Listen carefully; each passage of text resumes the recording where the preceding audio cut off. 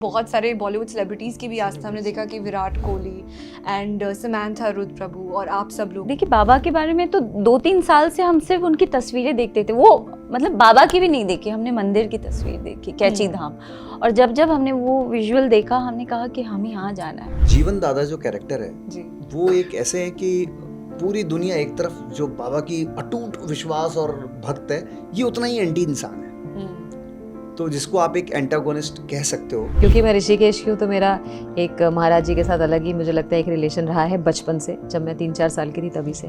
नमस्कार, मैं हूँ गौरिका शर्मा और आप देख रहे हैं जी मीडिया।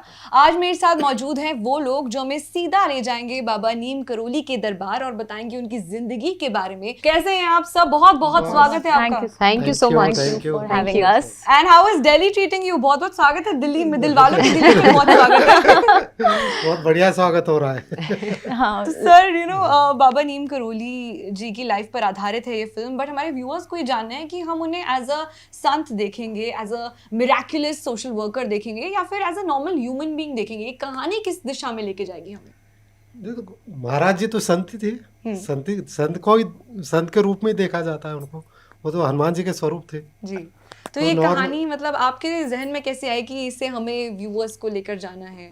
जहन में तो मिस महाराज जी ने डाला है और उन्हीं के आशीर्वाद से बन रही है फिल्म भी, क्योंकि विदाउट उनका आशीर्वाद, विदाउट उनके मिस इससे फिल्म कोई कार्य नहीं होता है। फिल्म तो बहुत दूर की बात है। बिल्कुल। तो आपके सपने में वो आए? नहीं ऐसा सपने में नहीं है, सपने में तो बहुत बार आए, लेकिन फिल्म की स्टार्ट कुछ किसी मित्र से मेरे को पता चला था, तो उन्होंने उन लोगों ने फोर्स किया था कि डॉक्यूमेंट्री बनाएंगे।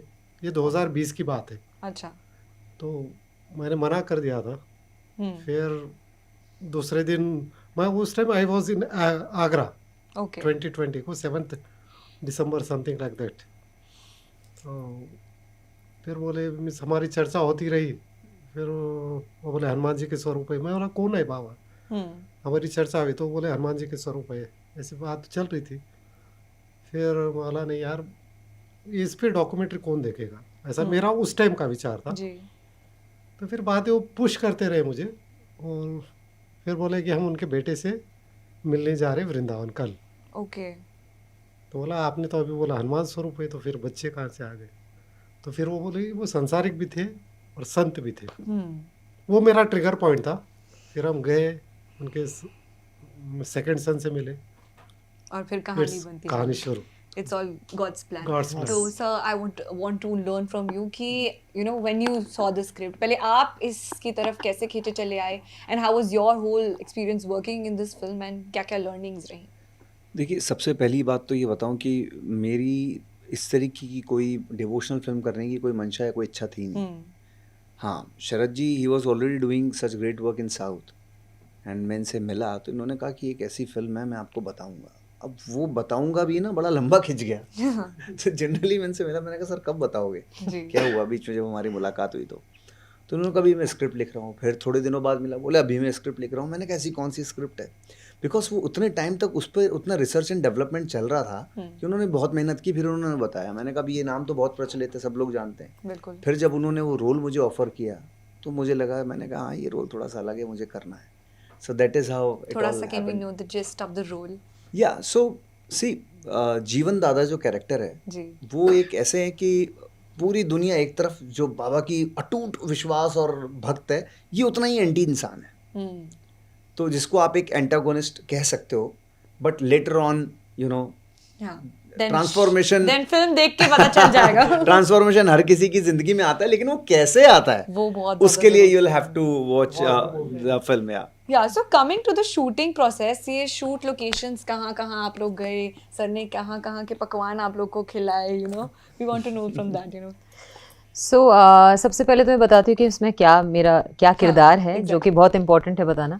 सो इसमें मैं सिद्धि माँ का किरदार निभा रही हूँ। जब आप कैची धाम जाएंगे, मुझे नहीं पता आपको कितना मालूम है, लेकिन जब आप मंदिर जाएंगे, कैची धाम जाएंगे, तो उनके पास ही माँ का भी मंदिर है, तो वो उनकी उत्तराधिकारी मानी जाती है। एक महान संत महिला संत उन्हें हमेशा जो ऋषिकेश वाले मंदिर में भी है उनका ऋषिकेश एक में, स्वरूप करेक्ट लगा हुआ करेक्ट, हाँ। तो क्योंकि मैं ऋषिकेश की हूँ तो मेरा एक महाराज जी के साथ अलग ही मुझे लगता है एक रिलेशन रहा है बचपन से, जब मैं 3-4 साल की थी तभी से।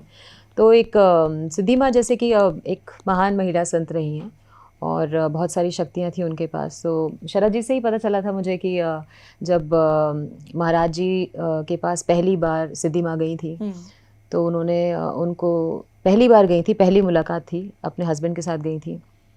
तो महाराज जी ने देख के उनको बोला था कि आ गई तू, बहुत वक्त लगा दिया।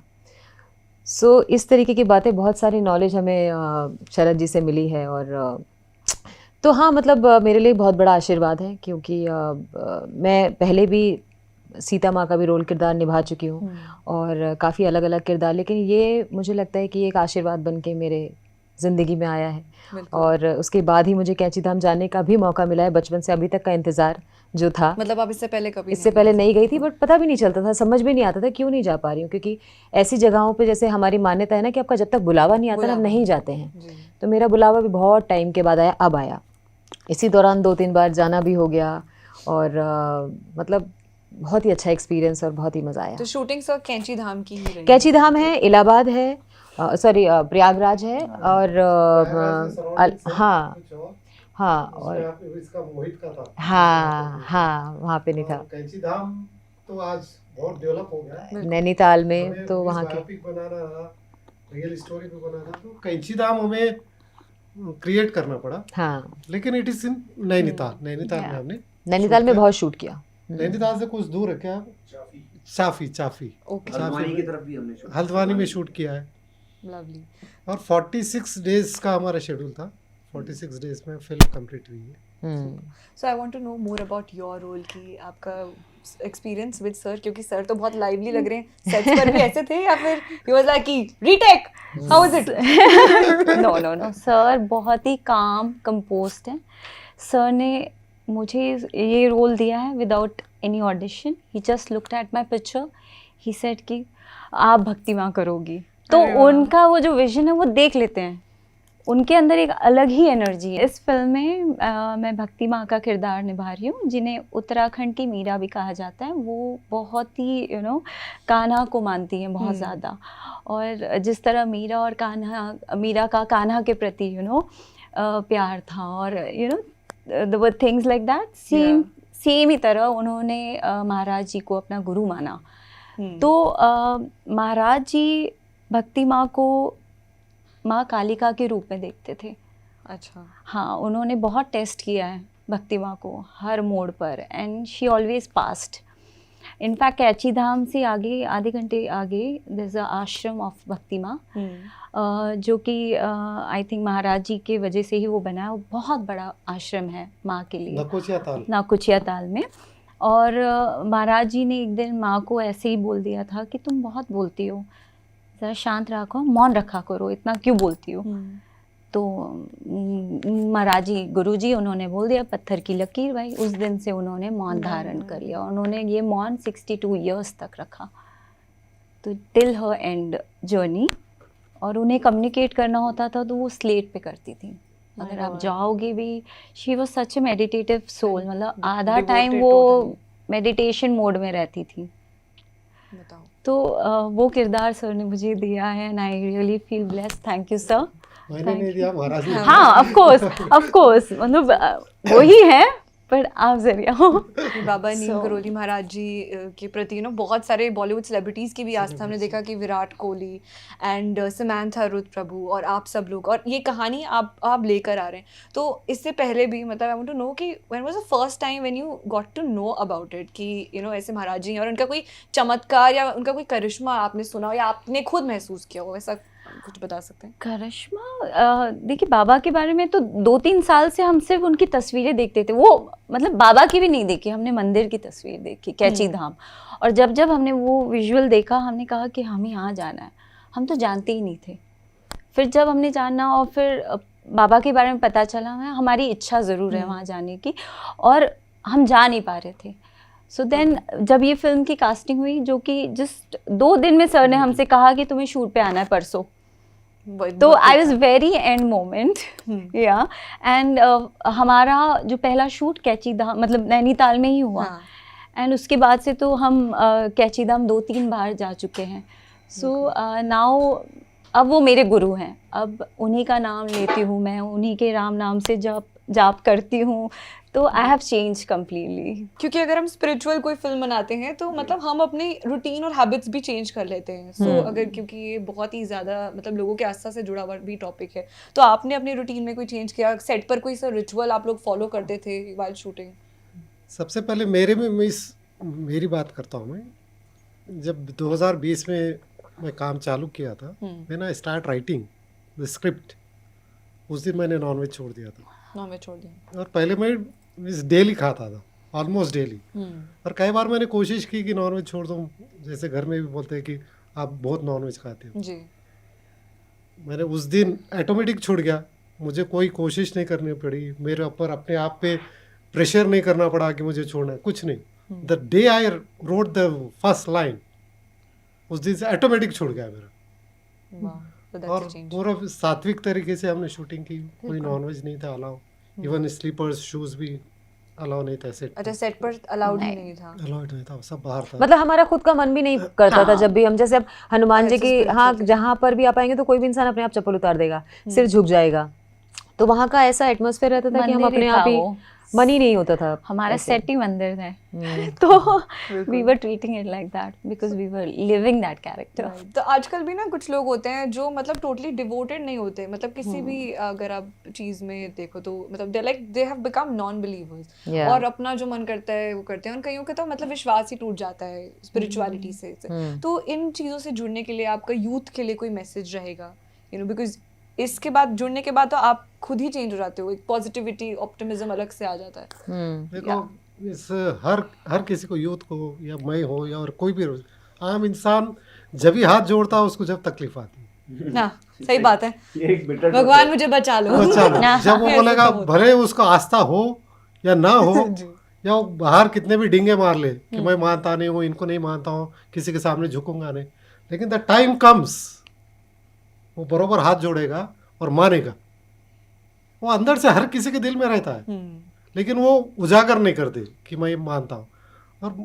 भगवान को मानना या नहीं मानना वो अलग बात है जब तक आप विश्वास से और श्रद्धा से तुम हाथ नहीं जोड़ोगे तो आपकी लाइफ में कुछ नहीं होगा बिल्कुल और भगवान से कभी मांगना नहीं चाहिए मैं बाबा की बात करता हूँ महाराज से कुछ महाराज इतने महान संत थे वो आदमी को देख के सब उसका अगला पिछला सब बोलते थे कहाँ से आया नाम बोलते थे सब बोलते थे तो उनको पता था मैं एक जनरल बता रहा हूँ उनको तो ये पता है ना कि मैं किस लिए आया हूँ मैं क्यों आया हूँ या आप हनुमान जी के पास जाते हो और कोई देवी देवता को क्या उनको पता नहीं रहता है कि ये बंदा क्यों आया है बिल्कुल तो मांगने की ज़रूरत ही नहीं है आप श्रद्धा से अपना कार्य करो अच्छा कार्य करो और माथा टिकाओ तो आपके ज़िंदगी में जो आपके अच्छाई के लिए जो अच्छाई के लिए देना है वो ज़रूर देंगे बुरा नहीं देंगे वैसे आप मांगोगे अगर Mercedes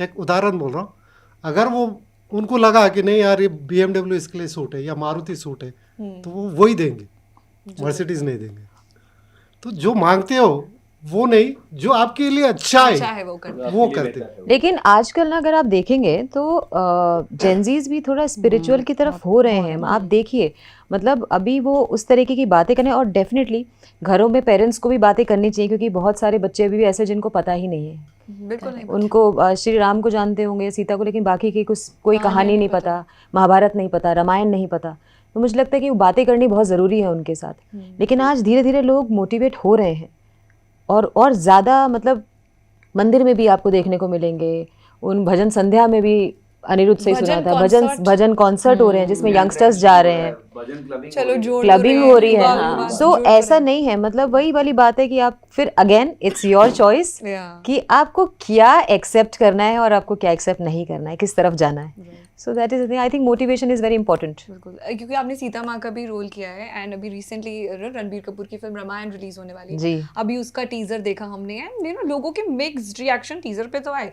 but everybody is like you Ranbir he was a beef eater non veg खाते थे, हमें रणबीर कपूर को एज लॉर्ड राम नहीं देखना, but you know you might also have seen and got to know कि इतनी बड़ी फिल्म आने वाली, तो इस पर क्या टेक है, you know if you have been a part of Ramayana only?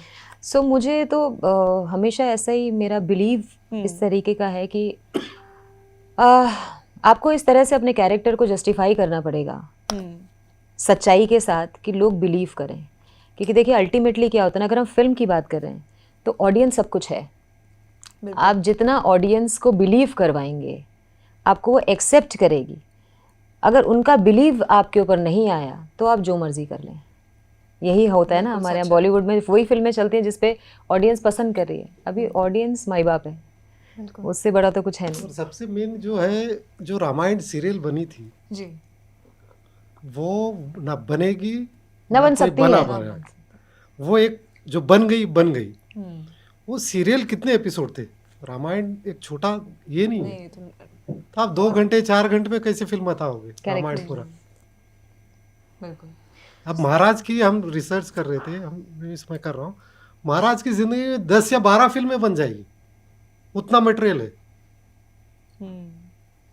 तो आप 2 घंटे में या 2.5 घंटे या 4 घंटे बना लो, उतना आप कैसे दिखा पाओगे? बिल्कुल। तो जैसे अभी यू नो रामायण आ रही है, अभी तेरे साईं भी आ रही है जिसमें संजय मिश्रा हैं संजय मिश्रा, साईं बाबा yes, के yes, रोल yes, में, हाँ। अब बाबा नीम करोली। सो आजकल हम क्या देख रहे हैं कि बहुत ज्यादा ऐसी फिल्में बन रही है religious, that is what I am saying कि अवेयरनेस है। Yes exactly. तो यही मेरे को जानना है कि क्या ये व्यूअरशिप की वजह से बन रही है, या फिर जो फिल्म मेकर्स हैं उनकी आस्था यू नो और ज्यादा स्ट्रांग हो गया है, that they want to bring it out, that ये कहानियां हमारे लोगों तक पहुंचनी चाहिए। मैं जो ये फिल्म तो ये महाराज जी की तरफ से हो रही है, मेरे मिस दिमाग में या जहन में जो भी आई उन्होंने डाला होगा, और डाला है, होगा नहीं। एक बार महाराज के साथ एक छोटे बच्चे आते थे आश्रम में महाराज के पास प्रसाद खाने, महाराज जी प्रसाद देते, लड्डू दिए, तो बच्चे बहुत सारे उनके दर्शन करने आते थे प्रसाद के लालच में। जी। एक बार एक छोटी लड़की को पूछे थे कि हनुमान क्या करती हो, तो वो लड़की ने सब बताया। तो हनुमान चालीसा पढ़ाई आता है तुम्हें? तो माँ बाप भी साथ में थे, तो बोली हाँ आता है। तो सुना, तो पूरा हनुमान चालीसा सुने।